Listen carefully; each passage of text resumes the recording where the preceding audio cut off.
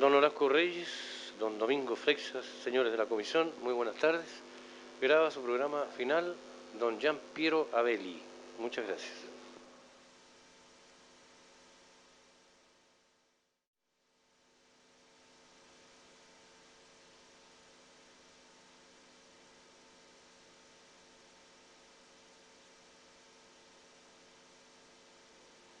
Se graba programa Chile al desnudo.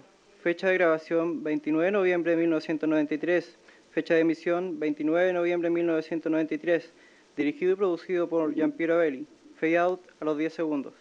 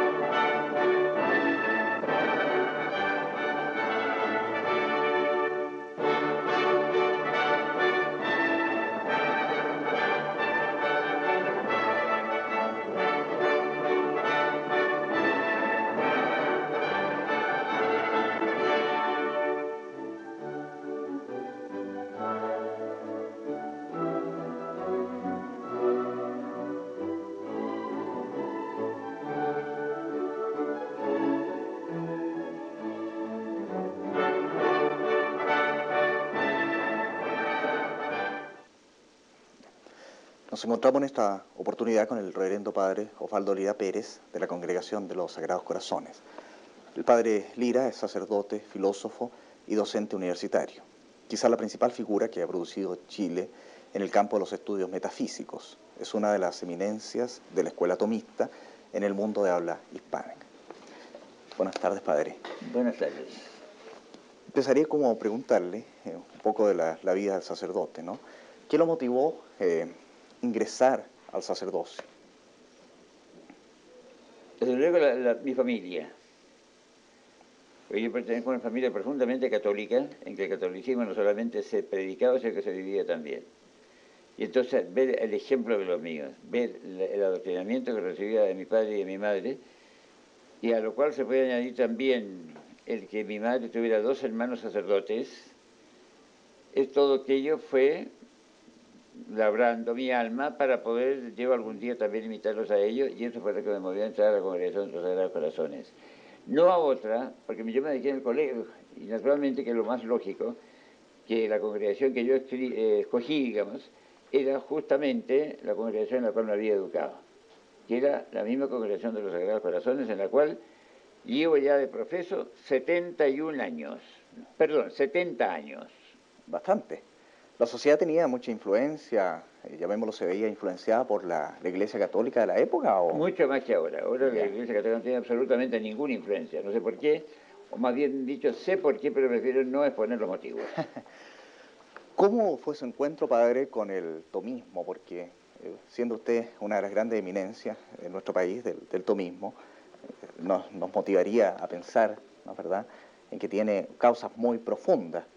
Como para bueno, yo profesé, como digo, el 1 de julio de 1923 y enseguida comencé mis estudios eclesiásticos.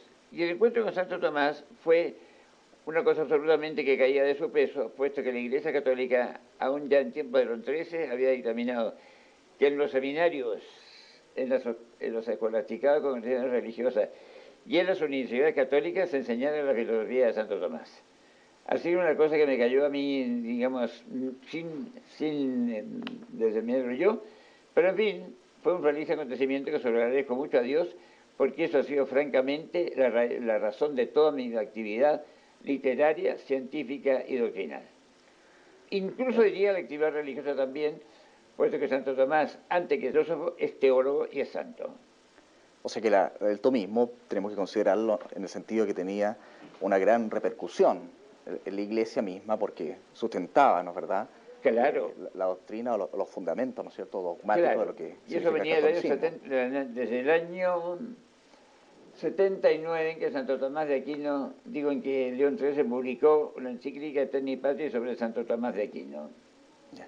La Hoy, Tenni Patris. hoy día se habla un poco bastante, no un poco, ¿no?, de lo que es el neotomismo. ¿Qué opinión le merece? El neotomismo es una pésima impresión.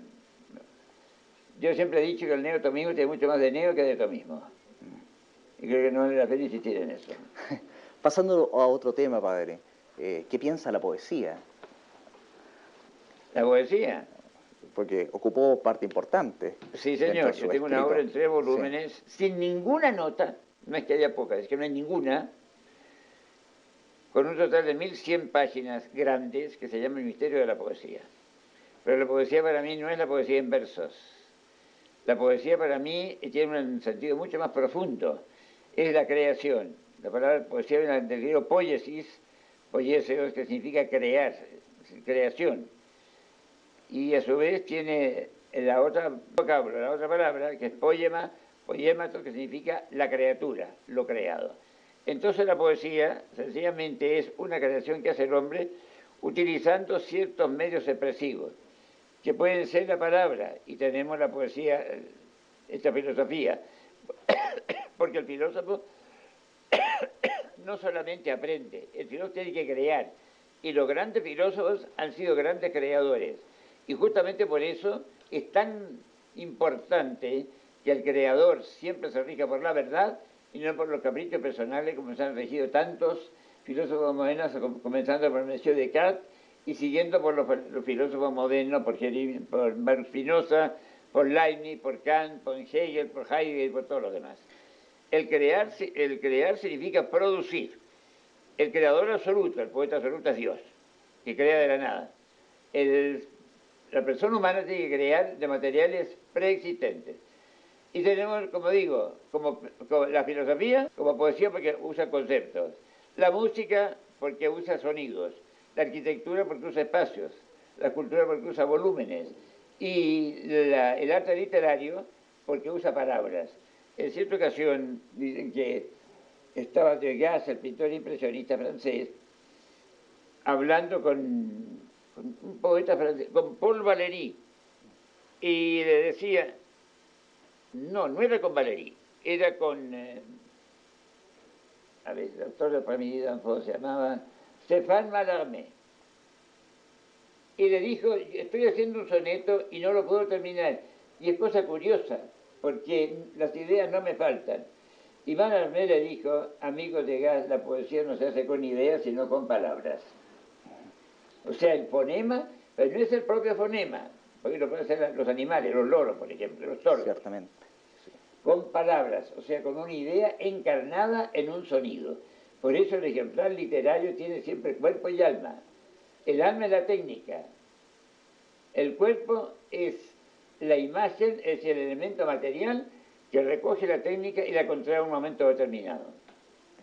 Por tanto, ahí en su concepción de lo que es la creación, y para el caso poético, estaría ligada también esta idea de que el hacer poesía es involucrarse en un sentido. Crear. Exacto, hacerlo metafísico directamente, o sería un ejercicio místico. No, ni místico ni poético, son cosas distintas. Es solamente la creación propiamente. Es la creación, pero realmente para crear se necesita una técnica especial, que es la causa formal, y se necesita la imagen que encarne y concrete la técnica. Y el ejemplo es muy claro. Los arquitectos de catedrales góticas, por ejemplo, tenían una técnica, y se llamaban las catedrales góticas, son muchísimas, porque esa técnica, que era universal en todos ellos, estaba contraída por una imagen, la imagen de la Catedral de Toledo, de la de Chartres, de la de Rouen, de la Palma de Mallorca, en fin, todas estas. Y entonces ese ejemplar, que también cuerpo y alma, técnica e imagen, eso es lo que presidía la creación. Y en el filósofo propiamente dicho, es el concepto, o sea, la idea encarnada en una palabra. Ya no es sonido, ya no es volumen, ya no es espacio, es la palabra.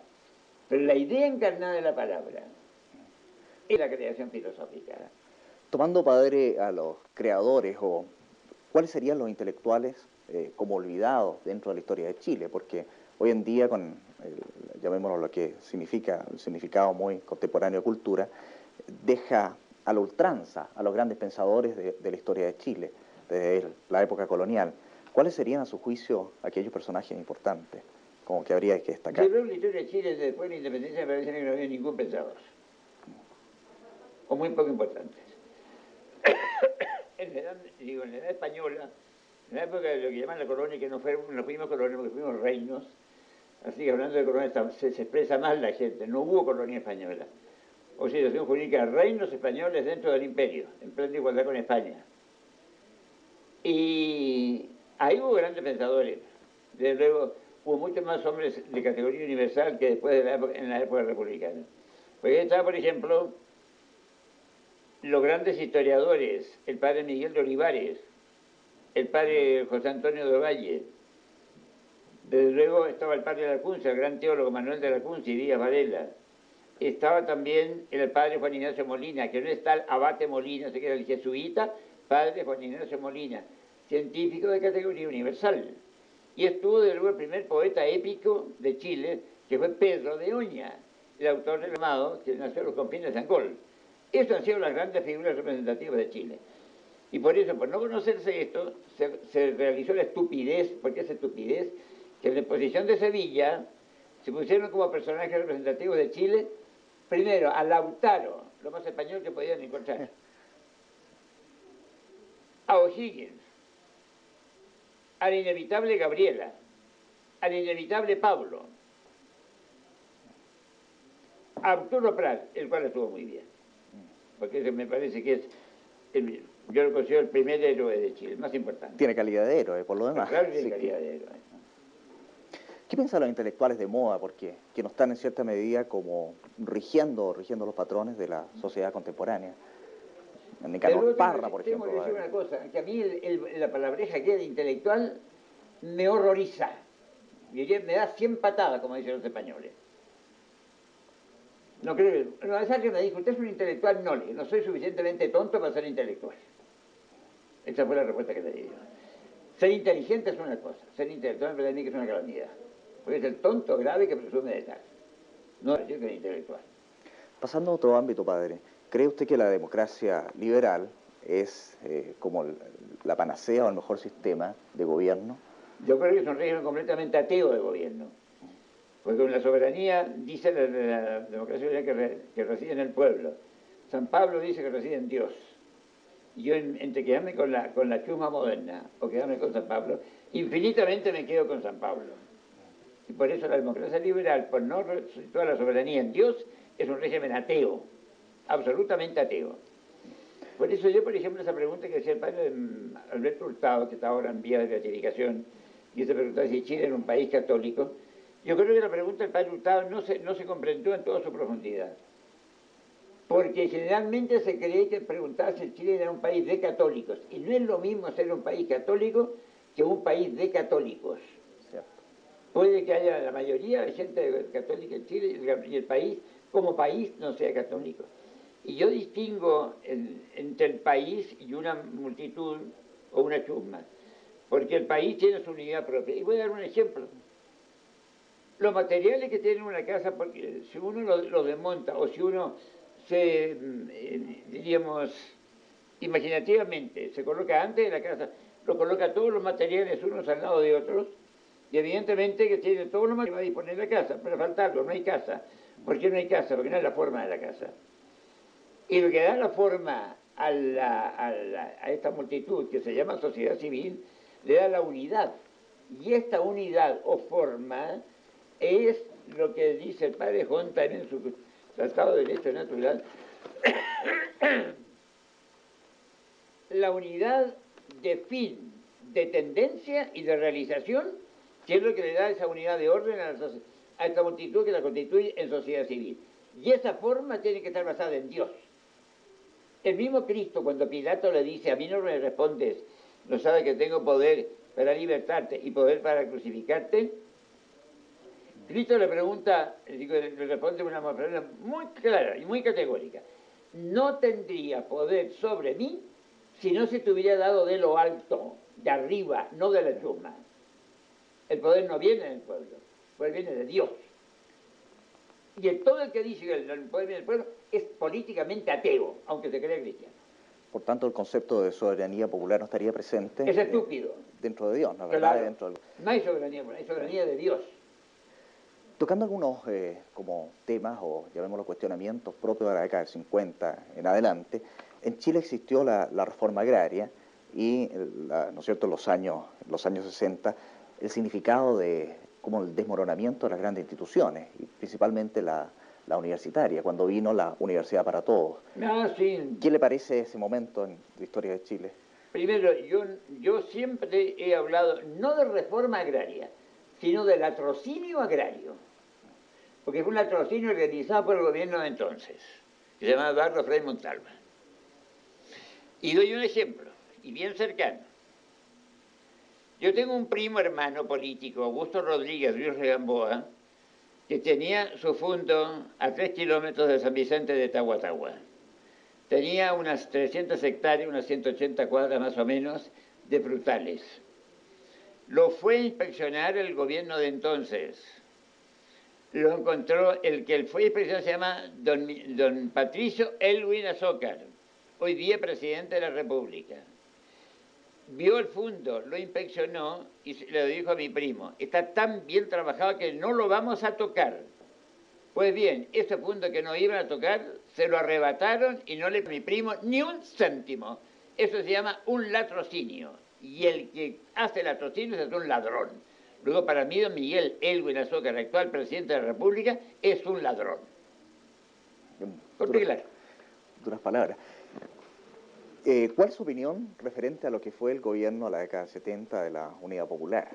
Que en cierta medida como que acelera y la debacle, desmoronó. La debacle, claro. Sencillamente. ¿Y usted valida, sí, el pronunciamiento del 11 de septiembre del 73?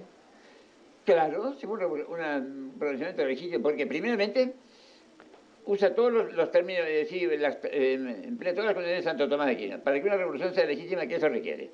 Primeramente, haberse agotado los medios pacíficos, que habían agotado entonces ya. Desde luego, también captar todos los sectores de la nación. Todos los poderes públicos estaban pidiendo la intervención de las Fuerzas Armadas. Entre ellos, el mismo señor Elwin, que era presidente de la República, entonces era presidente del Senado. La pidió expresamente. Después echaron pie atrás, pero muy categórico en castellano.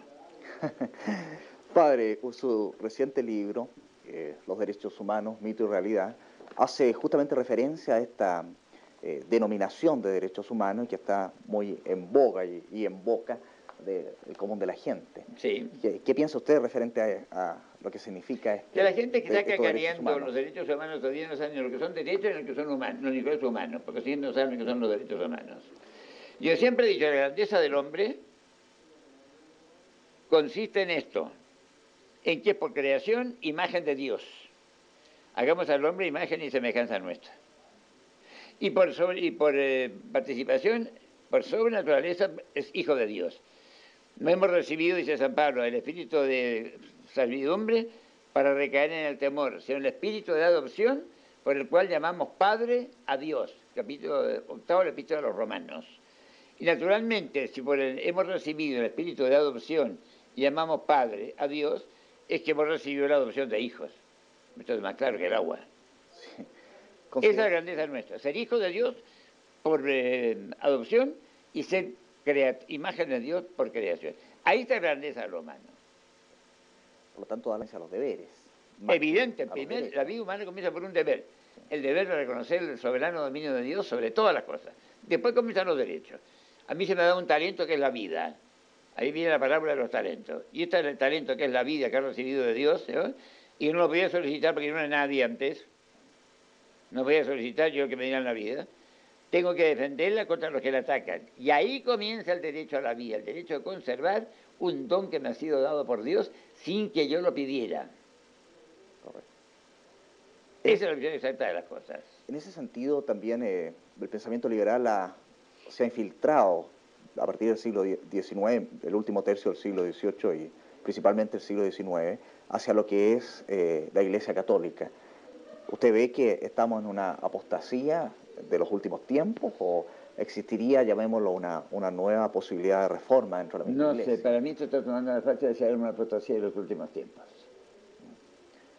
Es difícil, padre, como evidenciar la problemática de lo que es la Iglesia Católica, porque en cierta medida uno piensa de que existió, ¿no es cierto?, toda una tradición. Cuando usted en muchas referencias se hace a la denominada frase de don Jaime Aguirre, el sufragio universal, como, ¿no es cierto?, que la Iglesia apelaba constante tradición. Hoy día la Iglesia tiene un desconocimiento acerca de lo que es su pasado y Evidentemente, básicamente el magisterio. si la inmensa mayoría de los curas no sabe teología. Eso, justamente iba a ese No sabe punto. teología. ¿Qué importancia tiene la teología en la formación de un sacerdote? Que nos da a y en la conocer a Dios, actualidad? pues, Ya. nada menos.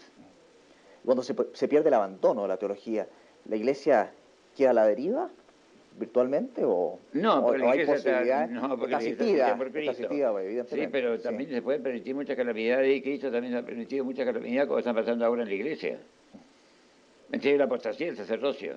Después del Concilio Vaticano II, el 25% del clero universal apostató. Más de 100.000 curas tomaron las de Villadiego, de 400.000 que eran. ¿Qué le parece a usted, padre, ya volviendo de nuevo a la política más contingente, la gestión del gobierno del presidente Elwin como gobierno de transición? Primeramente, yo creo que el concepto de gobierno de transición es contradictorio. Ningún gobierno es de transición, todo gobierno es. Viene la cosa. Ya lo diría Perogrullo eso. Y en segundo lugar, yo lo he dicho muchas veces, así que lo voy a decir una vez más. En todos mis... A ver, yo salí del colegio el año 19.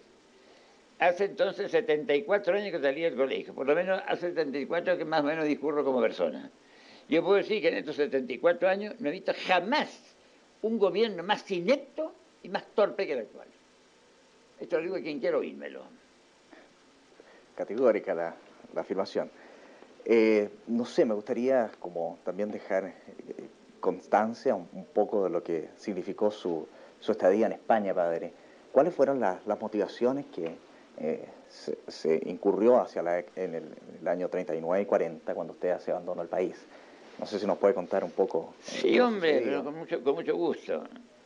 Es que yo en el colegio... ¿Cuánto rato hay? Queda todavía tiempo. ¿Cuánto? 5 minutos. Ya. Primeramente en el colegio, donde era profesor, el año 39 y antes, también decía siempre que yo distinguía entre católico y conservador, que no había necesidad de ser conservador para ser católico. Los hechos me han dado la razón, porque hoy día no hay conservadores y sigue habiendo católicos, así que más prueba. Pero en segundo lugar, a algunos señores conservadores les pareció mal esto, y se pusieron en connivencia con el provincial de mi congregación y hablaron de Chile por comunista. Una cosa contradictoria, directamente lo que usted es. Y ahí justamente el provincial de mi congregación, que no lo voy a nombrar porque ni siquiera es digno de ser nombrado, yo, juro que yo jamás volvería a Chile. Bueno, después de España volví en el año 52, hace 40 años que estoy aquí, he publicado 20 libros, a pesar de los sanos propósitos del padre provincial de mi congregación, que decía que yo jamás volvería a Chile. Pero eso fue, y todavía, para que se vea cómo se usa en algunas congregaciones religiosas, yo creo que la mayoría,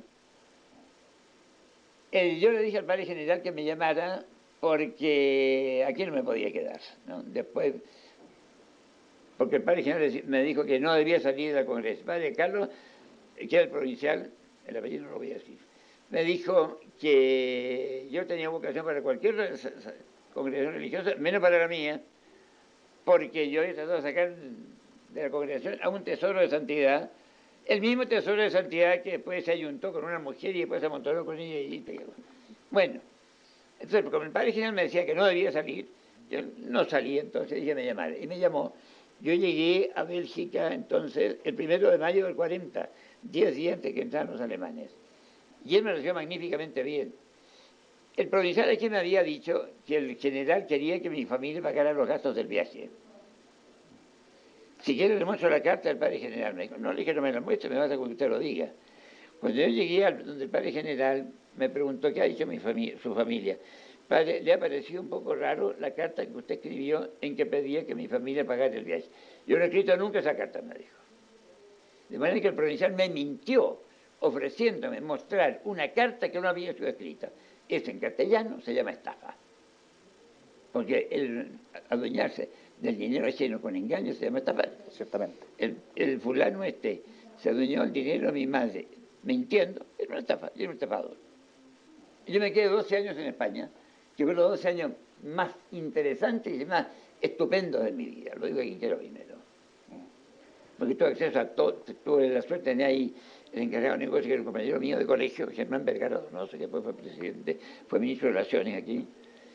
Y me puse en contacto con los intelectuales, con los pintores, con los escritores, filósofos, con la Orquesta Nacional, de la cual pude participar los 8 temporadas de conciertos mientras estuve en Madrid, sin que me costara ni un céntimo, porque el secretario de la Comisaría de Música me mandaba 2 entradas para todos los conciertos.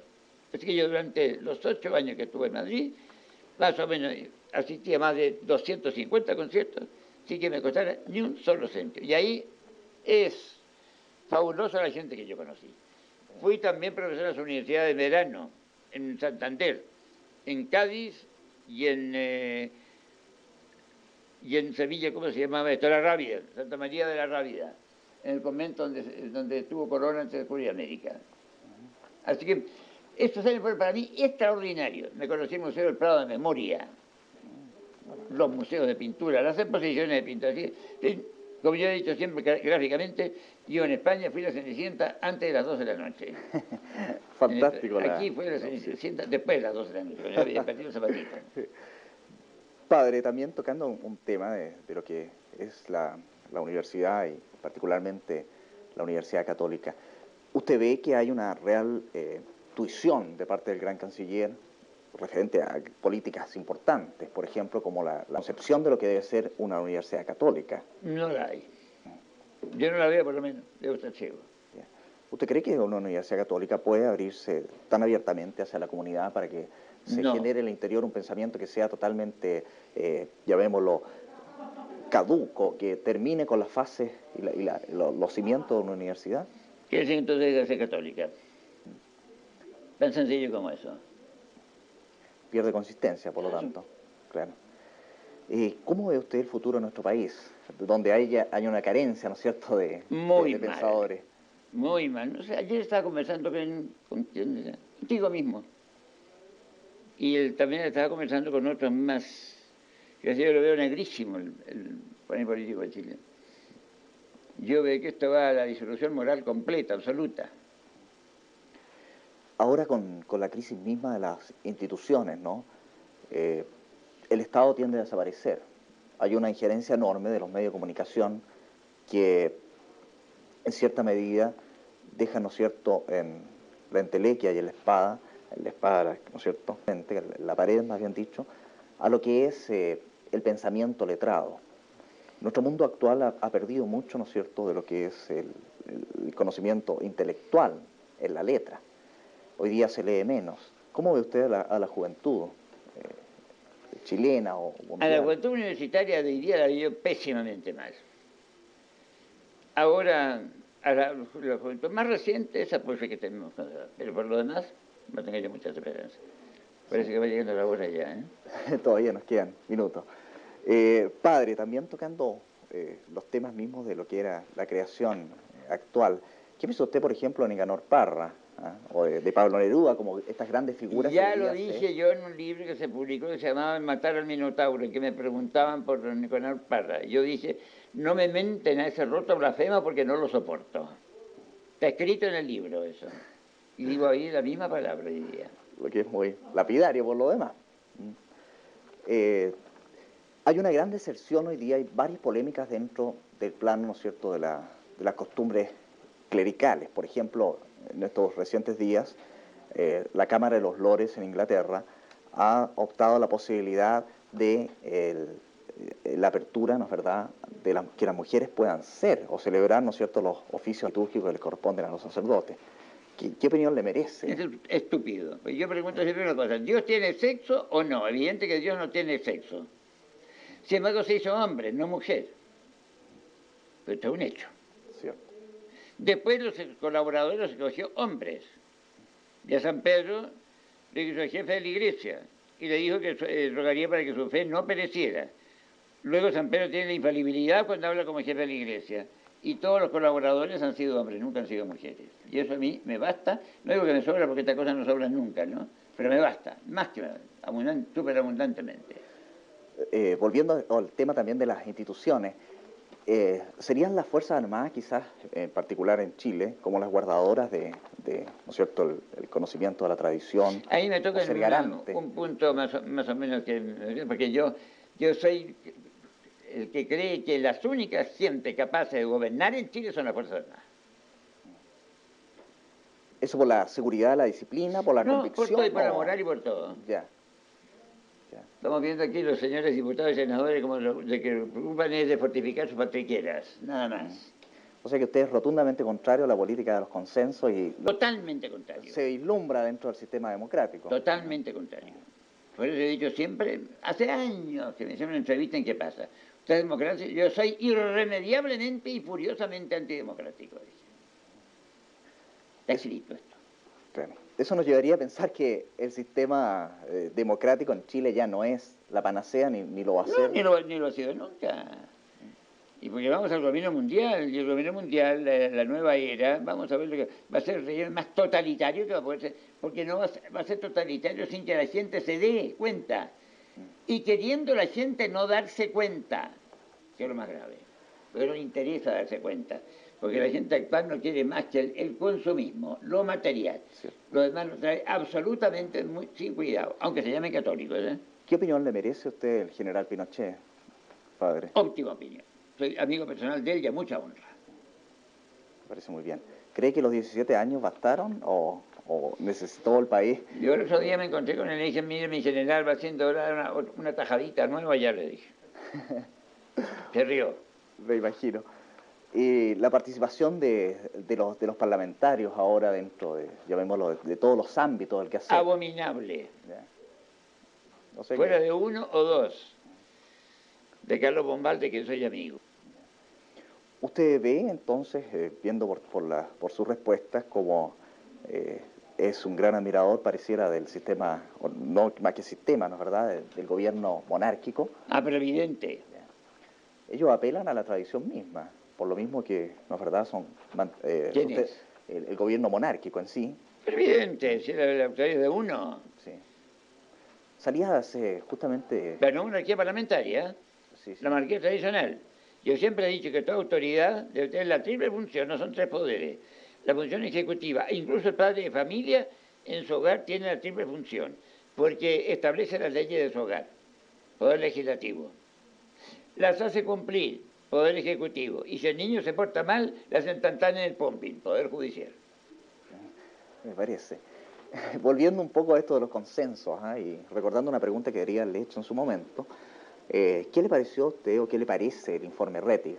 Que aunó, no sé, todo lo que era en ese momento. El señor Rettig me parece un imbécil a mí. Y el segundo me parece un inmoral, porque oyó a un lado y no oyó al otro. Porque no tomó en cuenta lo que le dijeron las Fuerzas Armadas, lo dejó a un lado. Así que, señor Rettig, a mí no me lo den. O sea, usted es absolutamente contrario a todo absolutamente contrario. Consenso y, ¿no es cierto?, más y la atrocidad comenzó con el juicio de Nuremberg, al fin de la Segunda Guerra Mundial, en que la parte fue juez. Por eso un amigo mío español, Víctor de la Serna, que en paz descanse, me decía, eso significa la ruina de toda jurisprudencia civilizada. Y ese mayor crimen que se ha cometido en la historia, porque el crimen es contra los principios y no contra las personas. Un chileno incapaz de decir esto, porque no sabe distinguir entre principios y personas. Siguiendo un poco con el tema de las instituciones, padre, y volviendo a la Iglesia Católica, que es su acción directa de todos estos años, y usted próximo a cumplir ya 90 años, en febrero próximo, me gustaría que hablase o conversásemos sobre algunos temas que en general las personas, el hombre común, no tienen muy bien claro. Por ejemplo, la infalibilidad papal. Cuando el Papa se pronuncia, es cátedra, ¿no es verdad? y cuando realmente hace, ¿no es cierto?, una exhortación de orden moral o de orden social. No, el Papa es infalible con doble escala, o sea, cuando habla con maestro y doctor de la Iglesia Universal. Segundo, con ánimo de hacerse obedecer. Y tercero, en materia de dogma y moral. Porque el Papa puede equivocarse como cualquier hijo vecino, por ejemplo, en cuanto a los satélites de Júpiter. Yeah. Por eso la famosa disputa de Galileo con los cardenales no significa absolutamente nada. Porque él se juntó una pandilla de ignorantes en astronomía y sabios en Sagrada Escritura, que eran los cardenales, con un ignorante en Sagrada Escritura y sabio en astronomía, que era Galileo. Fue, como decía un bromista, una batalla de negros en un túnel a medianoche. Habría como una gran, me permito tomar el término, pero muy entre comillas, una devoción a lo que es el Papa o lo que representa en cuanto a calidad moral. Y hay un desconocimiento en cierta medida hacia lo que es los postulados mismos de la Iglesia. Claro. Y me refiero particularmente a lo que es el aborto, lo que es la separación, lo que es Ahí el el Papa es católico infalible, a su porque es un tema manera, de ¿no? moral. Sí, ciertamente. Y ha actuado como maestro de la Iglesia Universal, y bien categóricamente. Dentro de América, Hispanoamérica, hoy día, no sé, ha sido como un poco ligada a lo que es la corriente de las herejías. ¿Qué piensa usted de eso, padre? Por ejemplo, la teología de la liberación. A mí me parece que ni alcanza a ser herejías. Yeah. Porque para ser herejía hay que tener un cierto nivel intelectual. Ya. O sea que vos, Gutiérrez no. y secuaces no llegan a esta condición. No. Ya. ¿Qué le parece el nuevo catecismo? No sé si usted lo ha mirado, el catecismo de la Iglesia Católica. No me parece del todo bien, ¿eh? Ya. Pone en evidencia, por ejemplo, muchos temas que hoy día son de uso común. Bueno, pone en evidencia, pero a ver si los demuestra. A ver cómo los demuestra. Otro tema también que está dentro también de mucha polémica en la actualidad es la donación de órganos, padre. Me gustaría saber Yo soy totalmente contrario a eso. Sobre todo como principio, totalmente contrario. Una razón muy sencilla, porque el cuerpo ha sido el santuario del alma. Y el alma ha sido vivificadora de un cuerpo con todos sus órganos. Claro. Esto es opinión mía, ¿no? Sí, evidente. Pero vale. Ahora, si en algún caso determinado, por ejemplo, uno desea su órgano para favorecer a un país, perfectamente. Pero elegir como principio la donación de órganos, esto me parece una abominación. Me falta respeto absoluto a la persona humana como persona humana, que es alma y cuerpo. Y hoy día se está en lo que decía Pascal. Pascal decía que el hombre no es ángel ni es bestia, pero si quiere hacerse ángel, se hace bestia. L'homme ni ange ni bête, mais qui veut faire l'ange fait la bête. Me parece de Pascal, o los grandes autores franceses. Dentro de primerísima categoría. Dentro de lo mismo, hoy día también hay una tesis en la cual hay mucha premura dentro de la Iglesia Católica por ¿no es cierto?, la llegada hacia nuevos fieles. Y en eso existe también bastantes contradicciones. Por ejemplo, lo que es la preparación hacia la primera comunión, lo que es el catecismo a la primera comunión, lo que es la preparación al matrimonio, a los sacramentos en general. Hay un desconocimiento más grande. Hoy día se comulga con mayor, ¿no es cierto?, profusión que antes, en número, pero no se tiene el sacramento de la confesión. El otro día estuve con un sacerdote que me decía que había terminado la preparación para la primera comunión de una alumna. 2 años de preparación para ir a la primera comunión. Y sin embargo, San Pío X decía que al niño lo único que se le exige es que distinga entre el pan común y el pan consagrado en que está Cristo. Nada más. Y yo cito una anécdota del propio San Pío X, que a mí me sirvió también. Porque San Pío X le dio audiencia a una señora inglesa, amiga de él, y le preguntó cómo estaban en su casa. Y él contestó que estaba muy bien, pero que tenía un pequeño problema. ¿Cuál?, le dijo el Papa. Santísimo Padre, que tengo una niñita que quiere hacer primera comunión. Bueno, ¿y?, le dijo. Es que tiene 4 años y no se da cuenta. ¿No se da cuenta?, le preguntó el Papa. Tráigamela. Y a la sesión siguiente se la trajo. Y el Papa la examinó y le dijo: mañana yo te voy a dar la primera comunión. Y a esa niñita de 4 años le dio la primera comunión el Papa San Pío X. Y ahora sí, 2 años. Por algún cura absolutamente estúpido que no alcanzaba a decir quién es Cristo en 2 años. Evidente. Y por eso yo también hice lo mismo, porque a mí cuando un santo hace una cosa es para que lo imiten. Yo tenía una sobrina, segunda, hija de este caballero Augusto Rodríguez, que nombraba más atrás, Sí, sí. María Angélica Rodríguez, casada con Pablo Donoso. Y me dijo, mire tío, María Pía, María de la Luz, quiere ser, me estoy preguntando todos los días, mamá, ¿cuándo me das esa pelotita blanca en que está Jesús? Y yo le dije, ¿y qué hago? Me dice, dáselo, pues, le dije. Ya ¿Qué tenía- se lo da? Pues, y le di la primera comunión el día que cumplía 5 años. El 8 de diciembre va a ser 10 años que se la di. El próximo 8 de diciembre. La chiquilla estaba radiante de felicidad. Parece que un niño tiene más Pero claridad, ¿no? evidente, de lo que sucede Pues digo, en las y papá cosas. dice, y más- un cura que no es el Papa, ni es del todo inteligente tampoco, es decir, 2 años para reunir a la primera comunión. Esto es francamente estúpido. A mi juicio, completamente estúpido. Padre, hacia la década del 80 se provoca una separación justamente dentro de la Iglesia con respecto a lo que es el tradicionalismo, o llamémoslo la Iglesia Católica de siempre, ¿Sí? como señor Lefebvre. ¿Cuál es su opinión y llamémoslo el pensamiento que en cierta medida, ¿no es verdad?, tiene el Papa Juan Pablo II o a partir del Concilio Vaticano II, la postura de Monseñor Lefebvre? Bueno, la postura de Monseñor Lefebvre está simplemente de acuerdo con la tradición de la Iglesia. Evidente. Ahora, ¿en qué medida los otros no están? Prefiero no insistir en eso. Ya. Porque Monseñor Lefebvre está en la tradición, sí, por eso yo he sido muy amigo de él, y yo digo, acepto en todo la doctrina que no es de él, sino de la doctrina católica de la Iglesia. Claro, evidente. La de siempre. Y Tiene- por ello yo sigo diciendo la misa en latín, y sigo exactamente la misma misa que me enseñaron a mí hace ya 65 años, porque yo soy sacerdote del 16 de diciembre de 1928. Fíjate, pasó el tiempo ya, ¿eh? Todavía no nos quedan algunos minutos. Volviendo un poco también eso de la tradición y haciendo un recorrido dentro de la historia, ¿no?, de la Iglesia, los monasterios en la Edad Media fueron como aquellos lugares, ¿no es verdad?, donde se propagó las grandes reformas, ¿ah? Y monacales cuando la Iglesia estaba, ¿no es cierto?, en destrucción, Sí, claro. en bastante simonía, nicolaísmo y demás condiciones, ¿no? Usted ve hoy en día, la Iglesia siempre asistida por el Espíritu Santo, alguna posibilidad de reivindicación o los tiempos finales o los tiempos últimos, ¿no es verdad? No sé, pero volviendo a una cosa que me preguntabas tú, A ver, veamos. que fue eso de que la Iglesia hoy día quiere adeptos. Yo siempre digo que para hacer apostolado hay que leer el capítulo 6 de San Juan. San Juan narra la primera multiplicación de los panes, en que Cristo, con 5 panes y 2 peces, alimenta a 5.000 hombres sin contar las mujeres y los niños. Y después cuando le dice que esos que comieron el pan del cielo, le dice Cristo, vuestros padres no comieron el pan del cielo, que era el maná, porque murieron. Yo soy el pan del cielo. Y va dándole y dándole y dándole.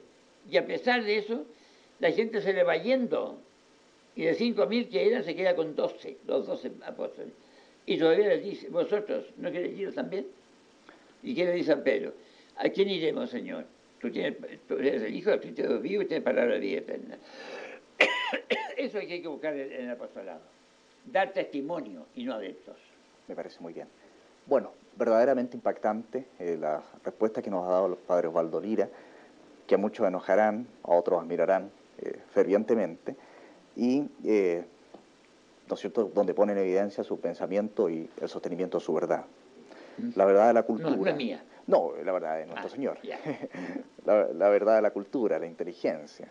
Es decir, de la razón y la fe, dones dados por la gracia de Dios. Sí. Agradecemos muy gentilmente al padre Osvaldo al haber estado hoy día con nosotros. No hay de qué, francamente, porque me han dado un gusto. Muchas gracias. Pero me sobrepasé el tiempo, creo, ¿eh?